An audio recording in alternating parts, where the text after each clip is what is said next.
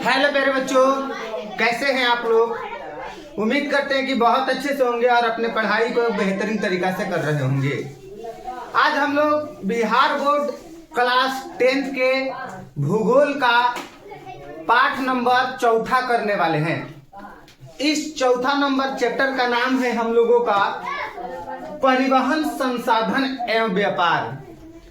इस चैप्टर का important objective question करा रहे हैं, जो कि आप लोग 2025 एग्जाम 2025 परीक्षा के लिए काफी ज्यादा उपयोगी होगा, काफी ज्यादा यूजफुल होगा। तो चलिए बाबू, हम लोग क्लास को स्टार्ट करते हैं। आप लोग बताने का प्रयास कीजिएगा।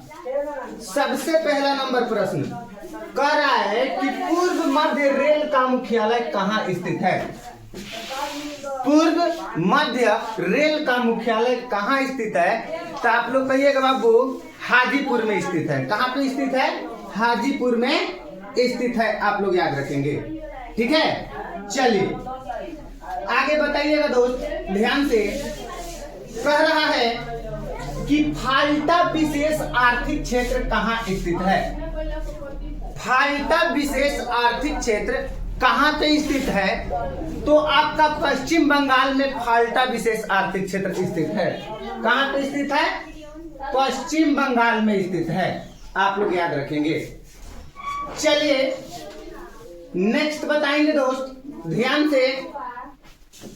एशिया का पहला निर्यात संवर्धन किस क्षेत्र में स्थापित किया गया।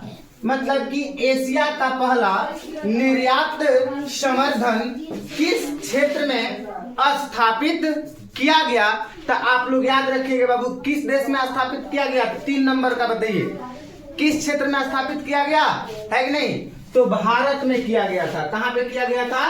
भारत में किया गया था, आप लोग याद रखेंगे। ठीक है, चलिए आगे बढ़ने का प्रयास करते हैं बाबू, ध्यान दीजिएगा। कह रहा है प्रश्न, क्या कह रहा है, भारतीय डाक विभाग की स्थापना कब हुई थी। भारतीय डाक विभाग की स्थापना कब की गई थी, तो आप लोग याद रखेंगे बाबू, भारतीय डाक विभाग की स्थापना 1854 ईस्वी में की गई थी। कब की गई थी बाबू? 1854 ईस्वी में भारतीय डाक विभाग की स्थापना की गई थी। चलिए आगे बताने का प्रयास करेंगे दोस्त। कह रहा है कि डेक्कन ऑडेसी रेलगाड़ी किस राज्य में चलती है। डेक्कन ऑडेसी रेलगाड़ी किस राज्य में चलती है, फटाफट से बताइए किस राज्य में चलती है बाबू। तो आप लोग कहेंगे सर जी डेक्कन ऑडेसी रेलगाड़ी जो है महाराष्ट्र राज्य में चलती है। किस राज्य में चलती है? तो महाराष्ट्र राज्य में चलती है, आप लोग याद रखेंगे। ठीक है, चलिए आगे बताएंगे बाबू, ध्यान से बताएंगे। भारत का सबसे बड़ा रेलवे क्षेत्र कौन है। भारत का सबसे बड़ा रेलवे क्षेत्र कौन है। अगर हम आप लोगों से पूछ दे बाबू कि भारत का सबसे बड़ा रेलवे क्षेत्र कौन है, तो आप लोग कहिएगा कि सर जी उत्तर रेलवे क्षेत्र। कौन है? उत्तर रेलवे क्षेत्र हो जाएगा। बिल्कुल, आगे बढ़ने का प्रयास करते हैं, ध्यान दीजिएगा। कह रहा है कि मेट्रो रेल सेवा उपलब्ध है। बिल्कुल, मेट्रो रेल सेवा उपलब्ध है। तो मेट्रो रेल सेवा कहां पे उपलब्ध है बाबू, आप लोग कमेंट करके बताएंगे। मेट्रो रेल सेवा दिल्ली में उपलब्ध है। कहां पे उपलब्ध है बाबू? तो मेट्रो रेल सेवा आप लोगों का दिल्ली में उपलब्ध है, आप लोग ध्यान दीजिएगा। ठीक है ना, चलिए आगे बताइएगा दोस्तों, ध्यान से। कह रहा है कि भारतीय अंतरराष्ट्रीय जल मार्ग प्राधिकरण का गठन किस वर्ष किया गया था। यानी कि भारतीय अंतरराष्ट्रीय जल मार्ग प्राधिकरण का गठन किस वर्ष किया गया था, तो आप लोग याद रखेंगे दोस्त, 1986 ईस्वी में किया गया था। कब किया गया था? 1986 ईस्वी में किया गया था। बिल्कुल। आगे बताएंगे बाबू, ध्यान से समझिएगा। परिवहन के साधनों में सबसे सस्ता परिवहन का साधन है। बिल्कुल, यानी कि परिवहन के साधनों में परिवहन का सबसे सस्ता साधन कौन सा है, आप लोग कमेंट करके बताएंगे। तो परिवहन के साधनों में सबसे सस्ता परिवहन का साधन जल हो जाएगा। कौन सी हो जाएगा बबुआ? जल हो जाएगा, आप लोग याद रखेंगे। नेक्स्ट क्वेश्चन बताएंगे बाबू, पक्की सड़कों की लंबाई की दृष्टि से प्रथम स्थान पर कौन कौन राज्य है? बिल्कुल, पक्की सड़कों की लंबाई के दृष्टि से प्रथम स्थान पर कौन राज्य है?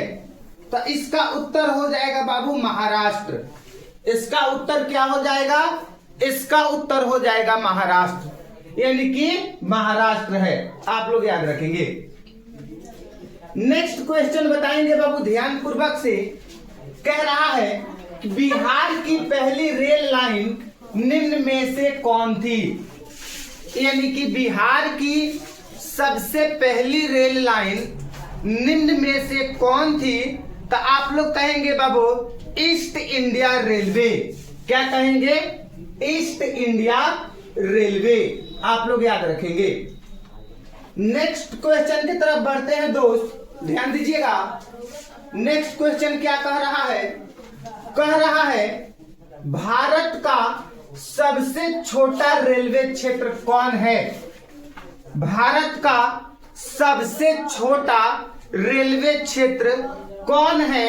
तो आप लोग बताइएगा बाबू, भारत का सबसे छोटा रेलवे क्षेत्र जो है उत्तर पूर्वी रेलवे। कौन सा है? उत्तर पूर्वी रेलवे, आप लोग याद रखेंगे। बिल्कुल, चलिए आगे बढ़ने का प्रयास करेंगे। ध्यान दीजिएगा, वायु परिवहन का राष्ट्रीयकरण कब किया गया? वायु परिवहन के राष्ट्रीयकरण कब किया गया? तो आप लोग बाबू फटाफट से कहिएगा कि सर जी वायु परिवहन का राष्ट्रीयकरण 1953 ईस्वी में किया गया। कब किया गया था बाबू? 1953 ईस्वी में किया गया, आप लोग याद रखेंगे। नेक्स्ट क्वेश्चन बताएंगे बाबू ध्यान से। विश्व का प्राचीनतम परिवहन साधन क्या है? मतलब विश्व का सबसे पुराना परिवहन का साधन कौन सी है? तो आप लोग कहिएगा कि सर जी विश्व का सबसे पुराना परिवहन का साधन जल परिवहन है। कौन सा है बाबू? जल परिवहन है, आप लोग याद रखिएगा। ठीक है, चलिए आगे बताएंगे बाबू, ध्यान पूर्वक से बताइएगा। कह रहा है मोरमुगांव बंदरगाह कहाँ है? बिल्कुल, आप लोगों से क्वेश्चन पूछा जा रहा है कि मोरमुगांव बंदरगाह कहाँ पे है? तो आप लोग क्या बताइएगा? बताइए, 15 नंबर का क्या हो जाएगा? मोरमुगांव बंदरगाह कहाँ पे स्थित है? तो आप लोग कहिएगा कि सर जी मोरमुगांव बंदरगाह गोवा में स्थित है। ठीक है, चलिए आगे बताने का प्रयास कीजिएगा बाबू ध्यान से। एशिया में सबसे पुराना रेलवे वर्कशॉप कौन है? मतलब एशिया के सबसे पुराना रेलवे वर्कशॉप कौन है? एशिया का सबसे पुराना रेलवे वर्कशॉप कौन है? तो आप लोग कहिएगा बाबू जमालपुर रेलवे वर्कशॉप। क्या कहिएगा? एशिया के सबसे पुराना रेलवे वर्कशॉप कौन है? तो एशिया का सबसे पुराना railway workshop Jamalpur railway workshop है, आप लोग याद रखेंगे। बिल्कुल, आगे बढ़ने का प्रयास करेंगे। ध्यान दीजिएगा, कांडला विशेष आर्थिक क्षेत्र कहाँ है? बिल्कुल, क्वेश्चन आप लोगों से पूछा जा रहा है, आप लोगों से प्रश्न पूछा जा रहा है कि कांडला विशेष आर्थिक क्षेत्र कहाँ है? तो कांडला विशेष आर्थिक क्षेत्र गुजरात में है। कहाँ पे है बाबू? कांडला विशेष आर्थिक क्षेत्र गुजरात में है, आप लोग याद रखेंगे। बिल्कुल। चलिए आगे बताइएगा बाबू, ध्यान से बताइएगा, निम्न में से कौन राज्य रेल मार्ग से नहीं जुड़ा है? मतलब कि वो कौन ऐसा राज्य है कि जो रेल मार्ग से नहीं जुड़ा हुआ है? कौन सा राज्य हो जाएगा?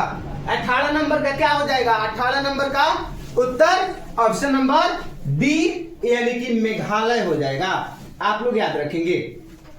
बिल्कुल। आगे बढ़ने का प्रयास करते हैं दोस्त, ध्यान से बताइएगा बाबू।